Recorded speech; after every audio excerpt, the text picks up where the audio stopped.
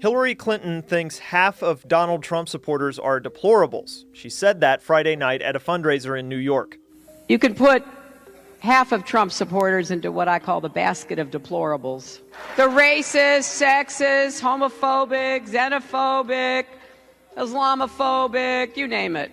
What Clinton was trying to do was appeal to the other half of Trump voters in her analogy, the ones she says feel the government has let them down and are latching onto Trump's promise of a shakeup in Washington. But Clinton might have crossed an important line here. She's not just calling out her opponent anymore. These remarks go after a pretty big chunk of the electorate, which some analysts, especially the conservative ones, say is a step too far. So I certainly don't think she helped herself, and I think it's very hard to claim to be president for all Americans when you just said that 25% of Americans you don't want to be president for, you have contempt for. It's also important that Clinton has avoided directly calling Trump a racist, instead putting the emphasis on the rhetoric he's promoting. From the start, Donald Trump has built his campaign on prejudice and paranoia.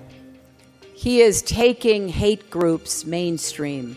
But Clinton had no trouble directly calling out some of Trump's supporters on Friday. Needless to say, the Republican nominee wasn't thrilled. Trump tweeted Clinton's comments were insulting and suggested they'll hurt her poll numbers. The Clinton camp hasn't backed off on her comments. A campaign spokesperson emphasized how many alt-right leaders support Trump for president and that their message comes through at his rallies.